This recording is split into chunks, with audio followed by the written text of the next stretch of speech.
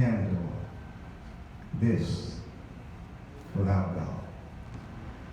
I don't care if it's sickness.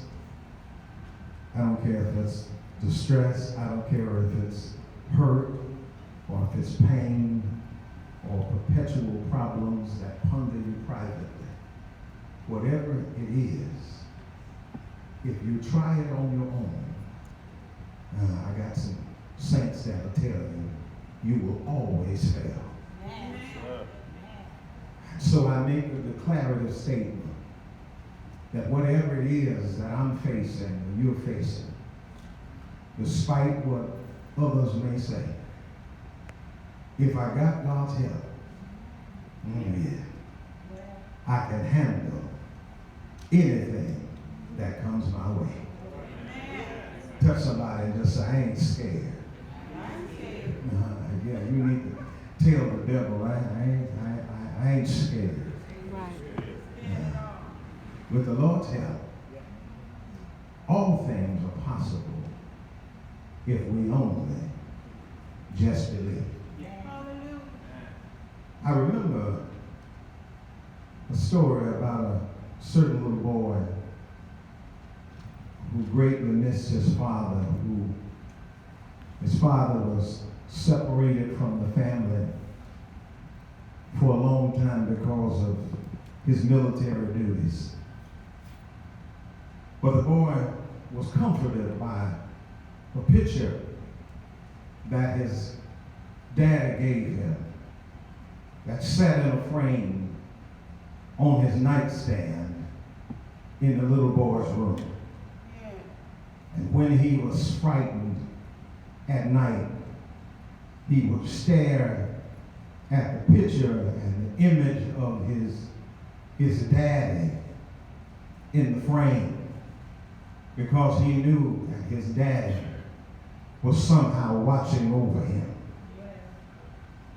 But one night, in the middle of a terrible storm, it didn't work. His mother heard him in his room weeping and crying. His mother gets up from her bed. She goes in to his room and she says, "Tell me, what's wrong?" He said, "I'm scared." And he said, "Mama, I wish that Daddy could just come out of the frame." And I don't know if that's ever been your experience. You know you have a Heavenly Father that's real. You know He's good. You know He loves you. You have no doubt that He cares about you. Yet sometimes when it is moments that we have in life where it seems like God is in the frame, and in moments of desperation, we wish and hope and trust that God would just, like Tommy said, come out of the frame. It is this type of feeling that David has in his writing.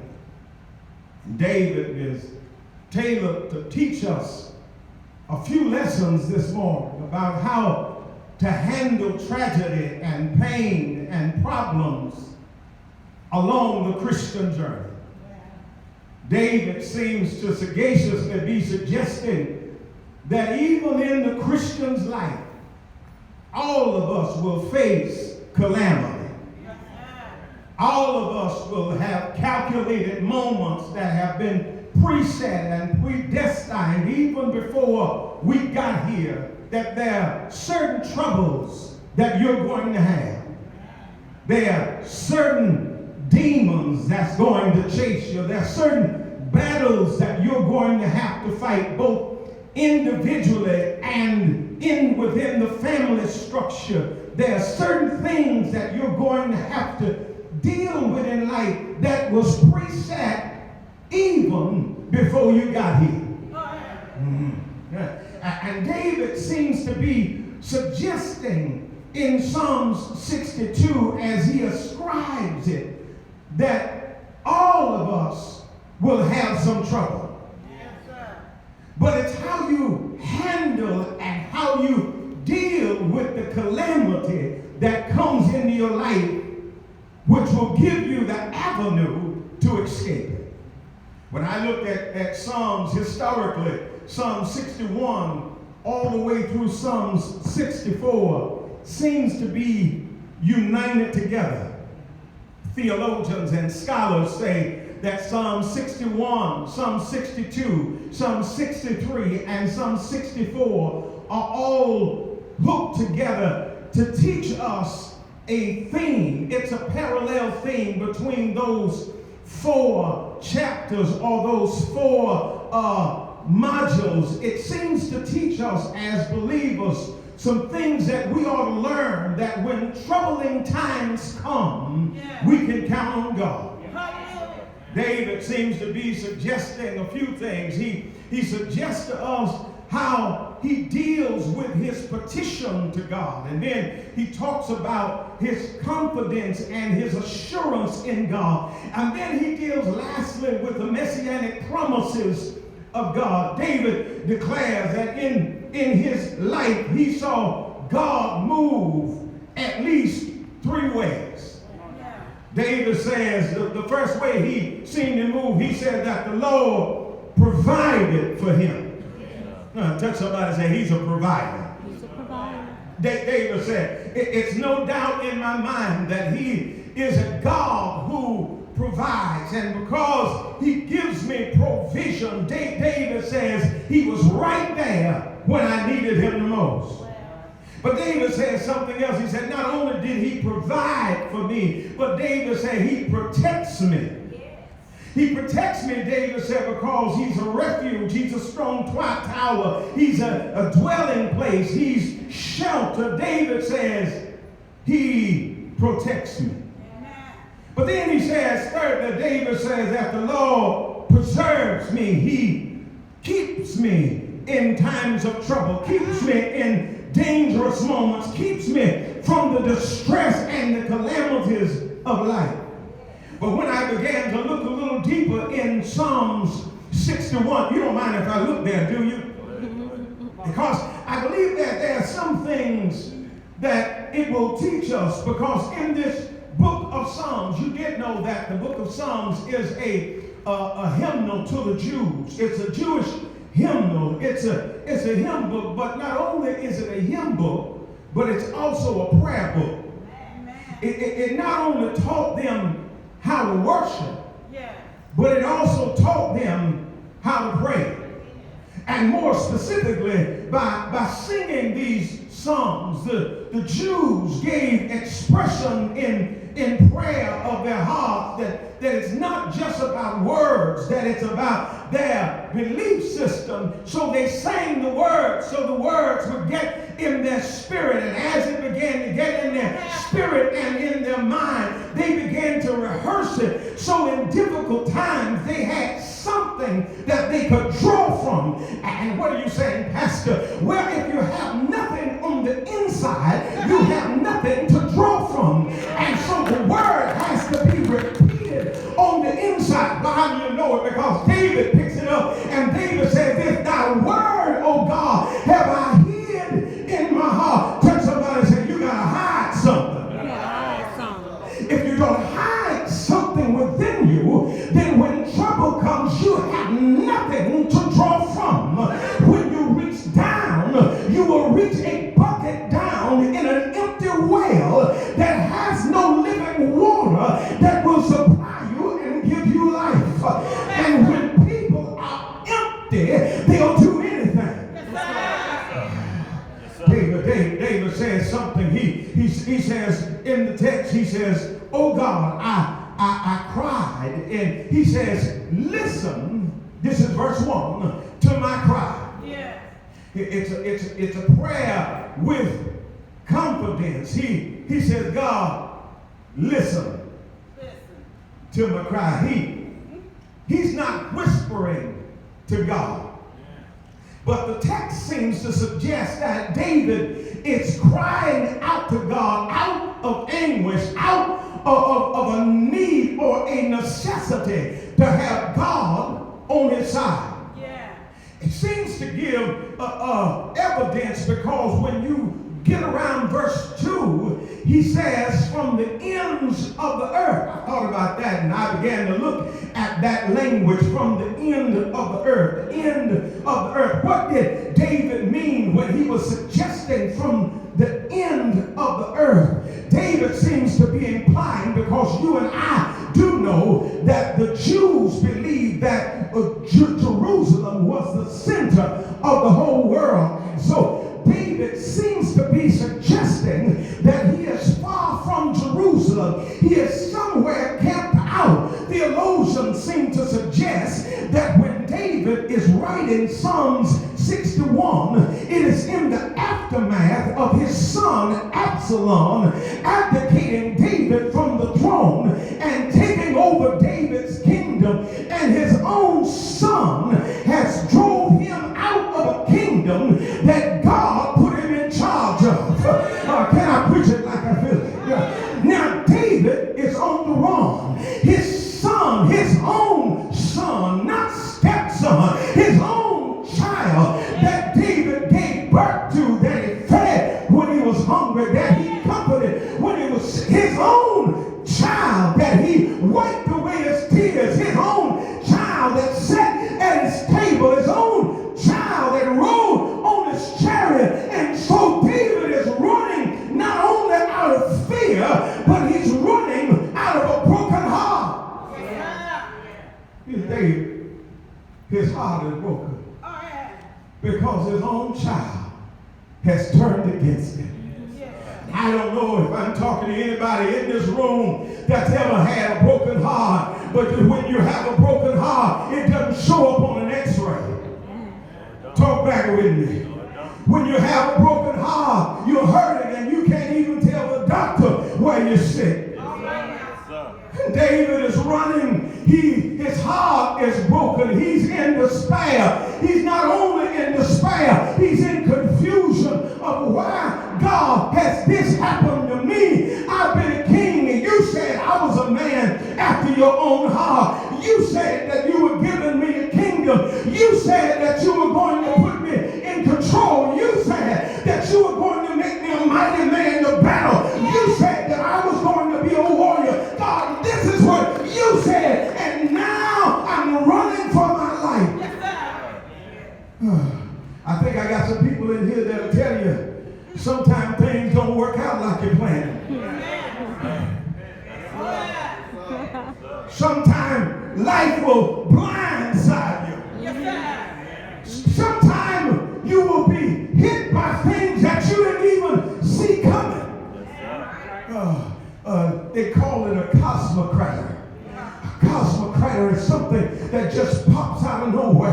One day you're walking in heaven, and the next day you're walking in hell. One day you're laughing, the next moment you're crying. One day everything is all right, the next day everything is turned upside down. One day you look like everything is just perfect. The next day it looks like everything is fragmented, split, and dissected. One day everything looks peaceful, calm, and serene. The next day it looks like everything is chaotic and crazy.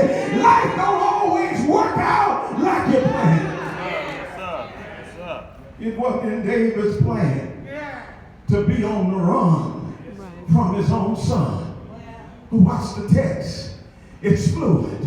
He's moving. He's on the run. That's verse 2, the A part. He is far from the ends of the earth. He's not close to Jerusalem, and he's scared. And I don't know if there's anybody that's been in this room and in church more than 3 days, but there are some things, I told them in Sunday school, there's some things that can happen to you in life. I don't care if you're in the pulpit or on the back door, that it can bring the best Christian to your knees. There's some things that can happen to you in life that can put you on the back. I don't care if you're preaching pulpits or you relax on pews. There's some things that can catch you so blindsided in life. You think everything is good, and the next day it all falls apart.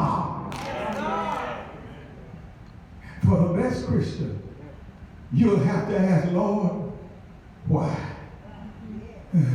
Notice what he says. He said, I cried to you for help when my heart was overwhelmed.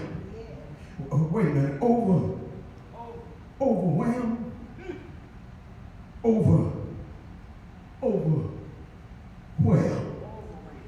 It is, can I talk about that for a minute? Yeah, come on. Come on now. It is a nautical term, overwhelmed. It's what sailors use. Overwhelmed. It is a sea or sailor's language. Overwhelmed. It's naval concerns. Overwhelmed.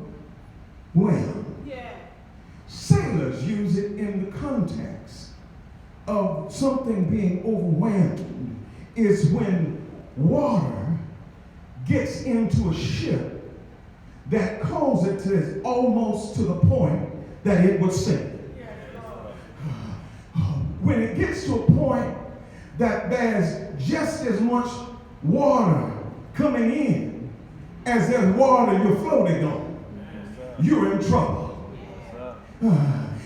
David says, for my soul feels overwhelmed.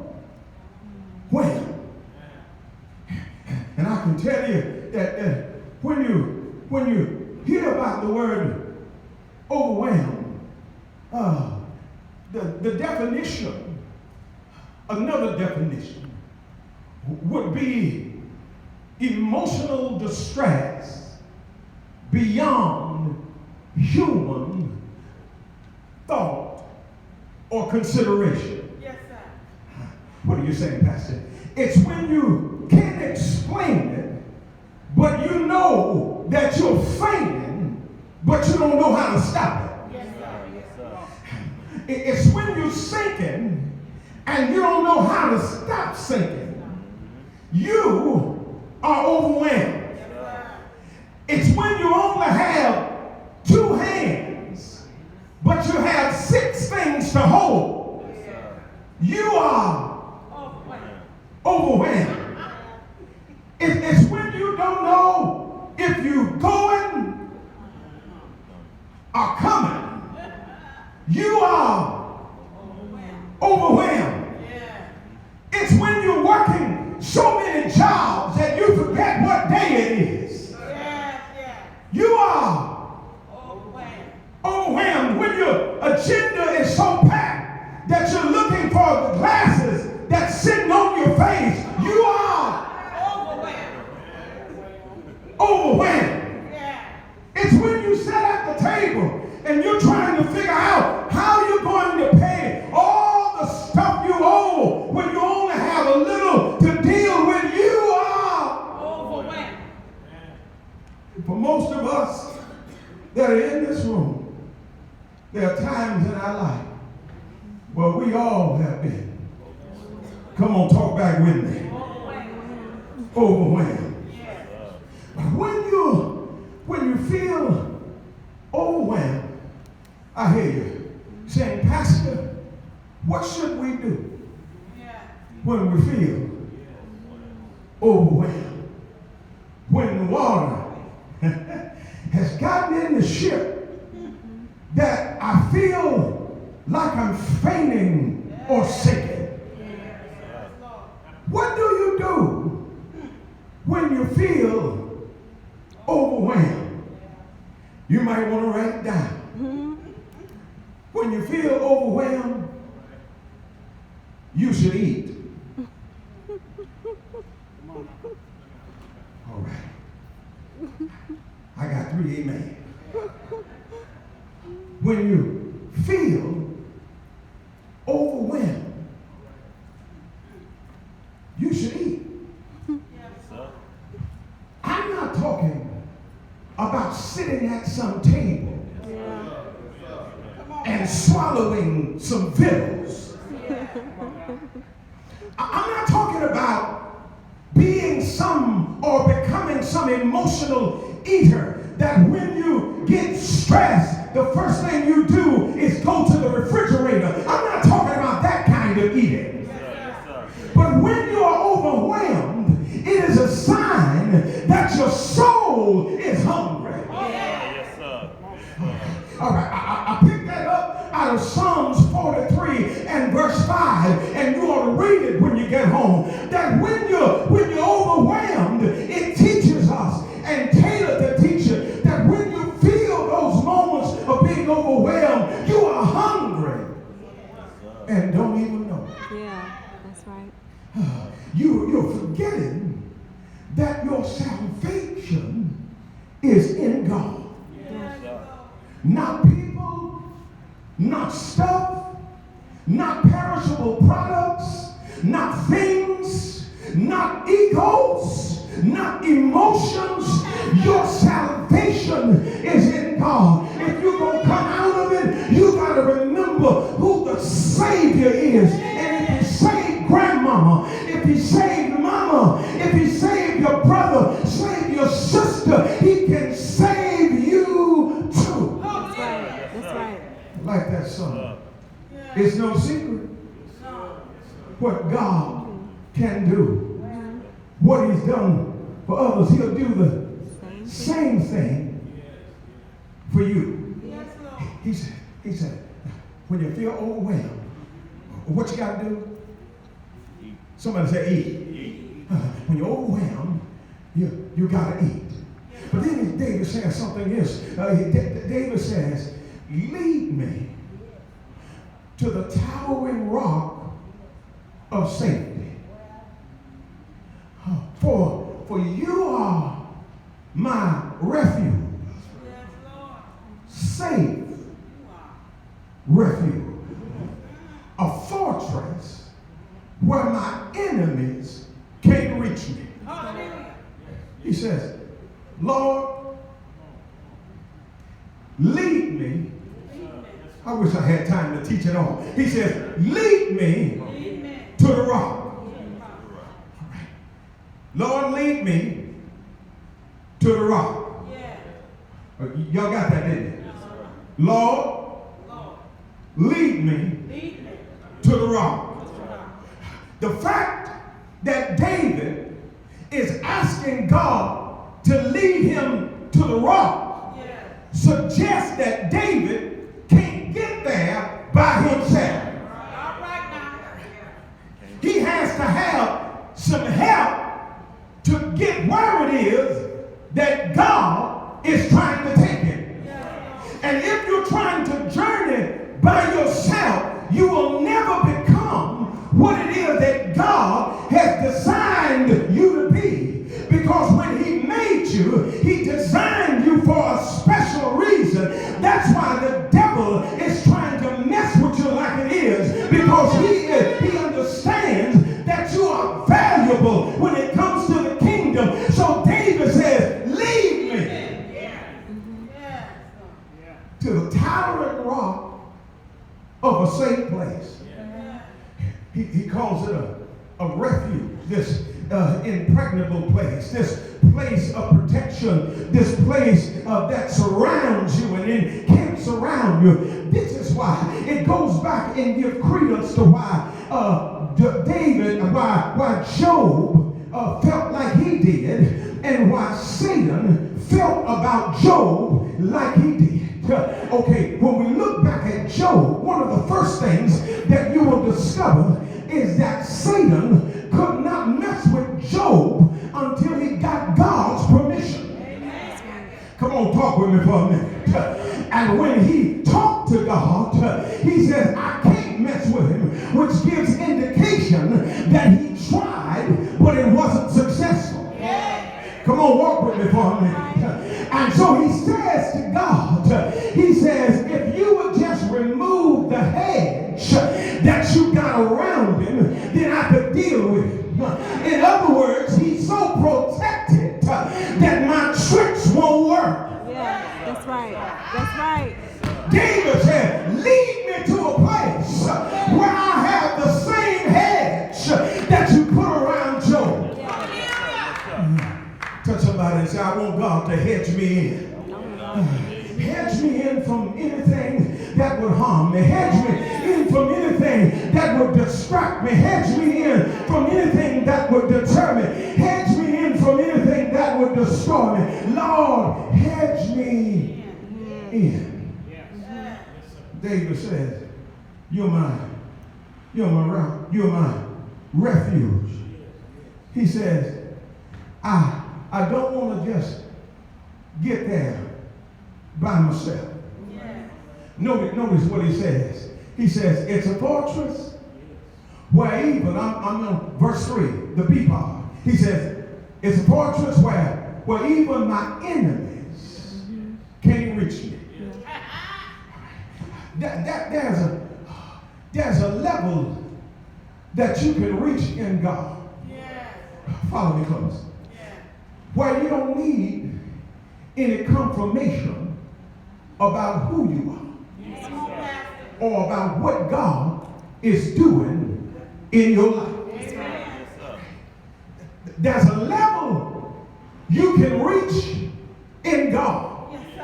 And I'm not suggesting that you reach a level where the devil won't try to attack you and where the enemy won't fight you. But there's a level you can reach in God to where you can see him coming before he gets to you. There's a level you can reach in God that even when the enemy's attack, you'll find some joy in sickness. You'll find some happiness when things are falling apart. You'll be smiling when other folk think you ought to be crying. You'll feel rich when you don't have a dime. There's a level in God you can reach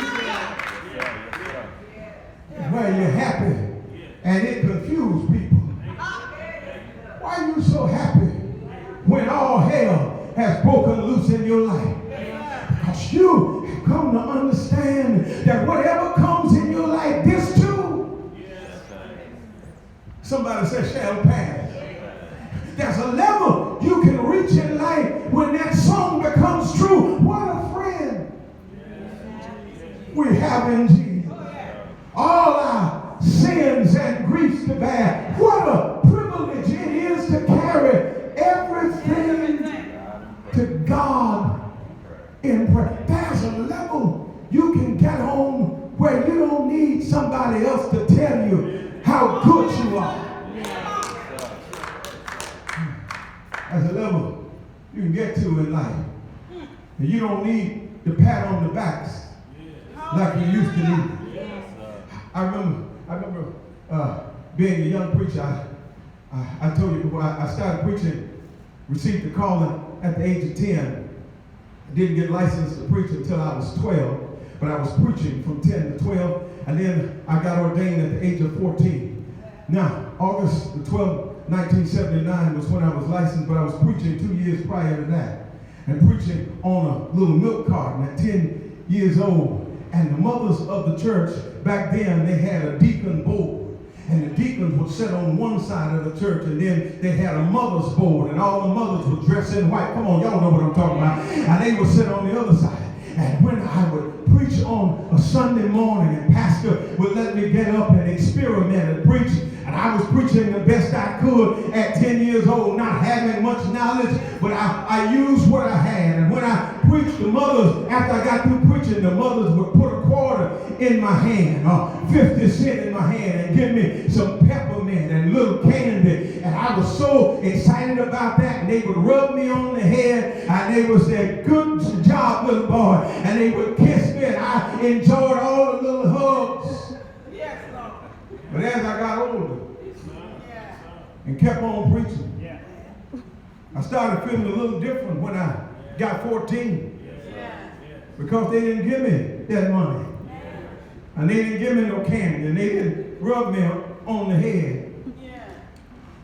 And I understood that I don't need that no more. Because I reached another level of understanding why I do what I'm doing. And then when I got in my 20s, I needed a little less. And by the time I got in my 30s, I needed it a little less. And by the time I got in my 40s, I needed it a little less. And you reach a point in life that you don't need somebody rubbing you upside the head to get you to praise Him. You don't need somebody to shake your hand and talk about how well you are and get you to serve Him.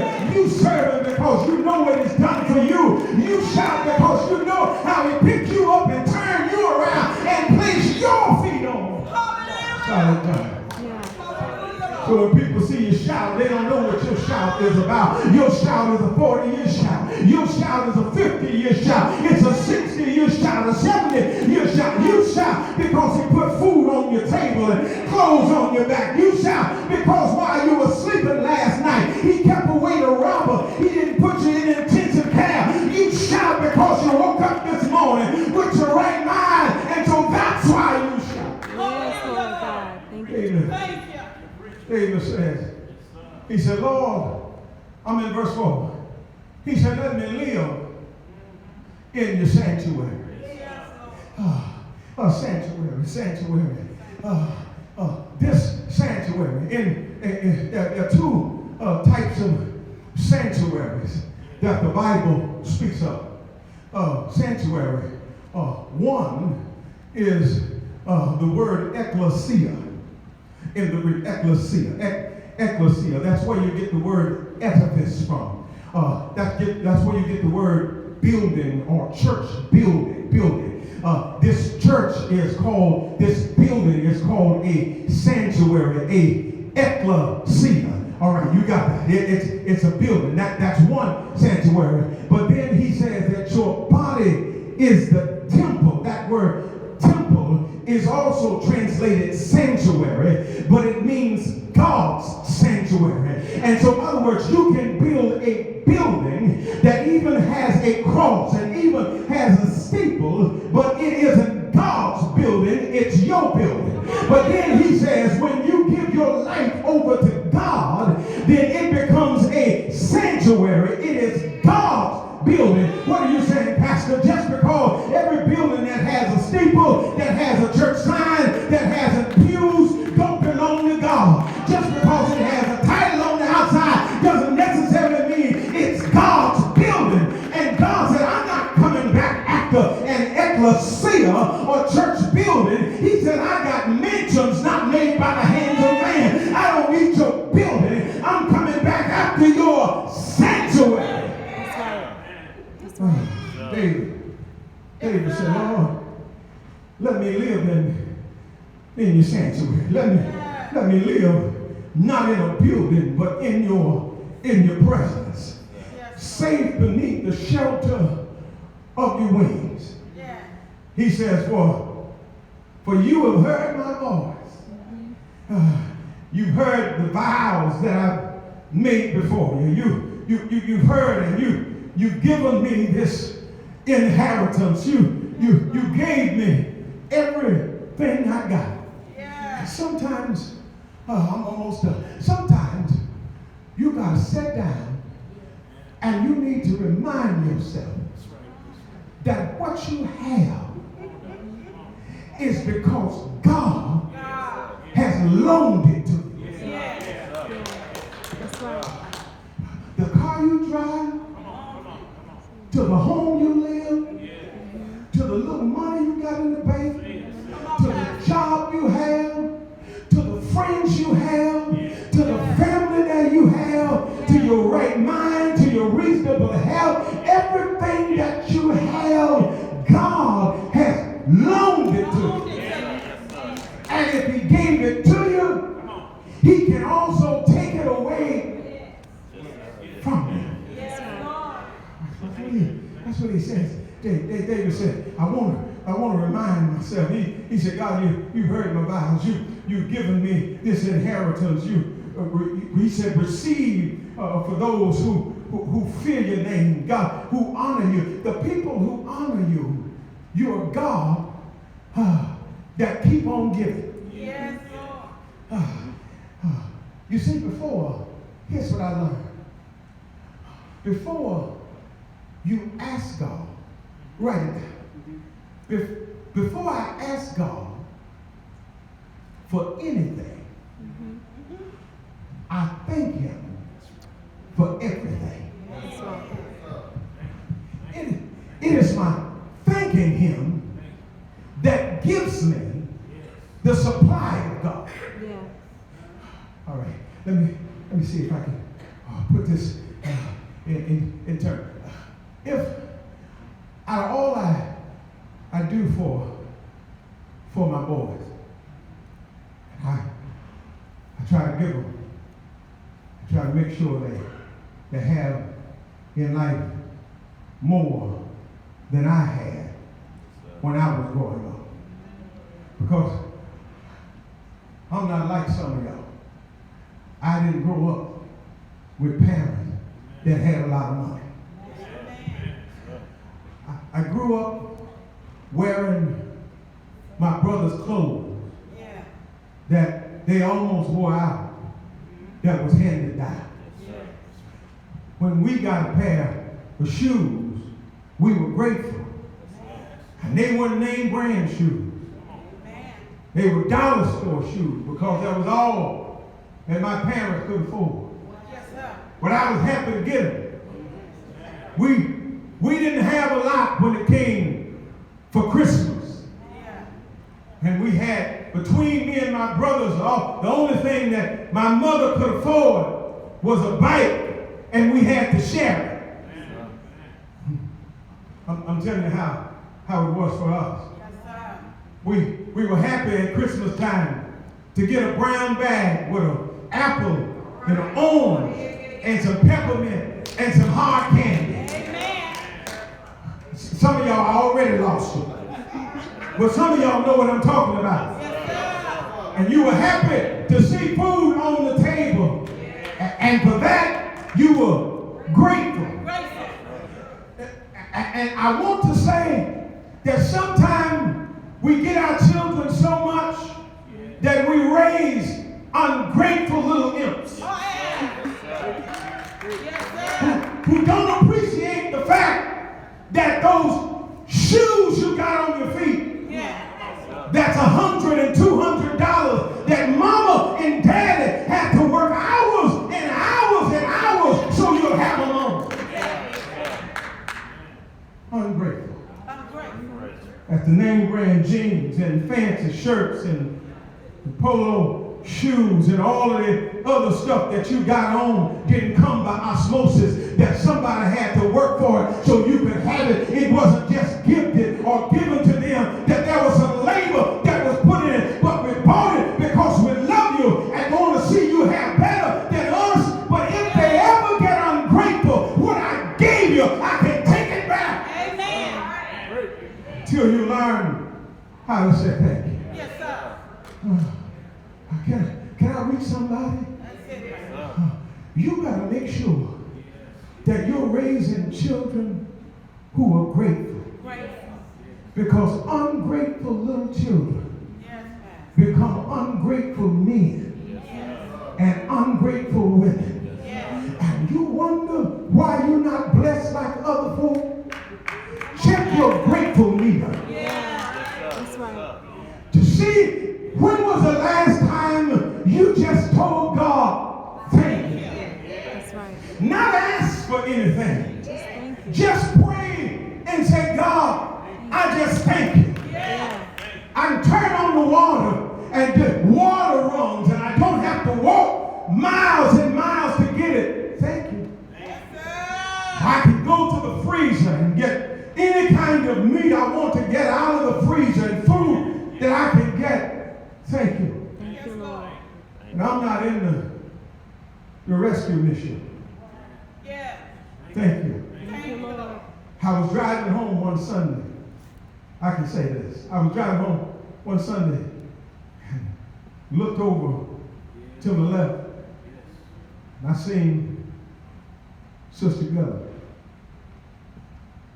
I wondered, light changed. I wondered, what in the world is she doing? Church is open. And she had people out there.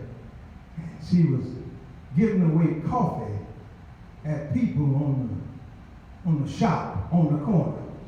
She know I'm telling the truth. And she didn't see me, but I saw her.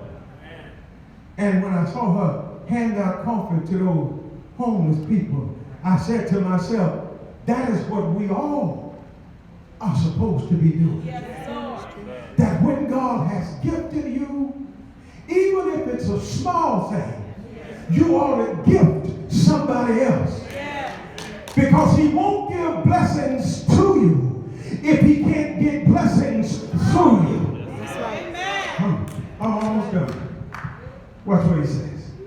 He says, Lord, you heard my vows. He said, now I need you to add some years to my life. He said, Lord, there's some more I want to get done. There's some more things I want to accomplish. Would you add some years to my life? It sounds like the same thing that Hezekiah said to him. When Hezekiah reminded God of how faithful he was. And God said, I'm going to give you 15 more years. And David says the same thing. Would you add some more years? He's talking in the third person. He says, would you add some more years to the king's life? David was the king. He said, God, would you give me some more time? And I believe through scripture, it teaches us that no matter who you are, if you have lived for God, if you've honored God, you can pray and God will add a little more time. I don't know where you are camped out around Liberty this morning, but you ought to take some time and say, Lord, just give me a little more time. I still got some more miles left in me. I still got some more things I want to accomplish for the kingdom. Give me a little more time. I still got a few more people I want to bless. A few more people I want to see drawn to the kingdom. Give me a little more time. I close. When I asked the question, I told you before, there's some things I can't handle without God. Yes. David seemed to be suggesting as he closes it. David said, Lord, you've been my protection forever. Yes. He said, Lord, you're the one that watched over me. Yes, Lord. David said, you're the same one that kept me.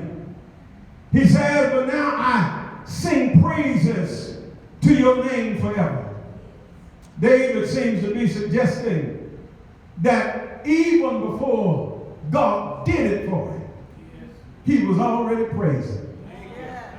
That maybe this is where we get that song from. Don't wait till the battle is over, but shout now. David shouted in verse 8 before the deliverance came. So you can handle your situation. You can handle your problem if you trust God, if you honor God, and if you shout before the battle is over. Clap your hands as we believe.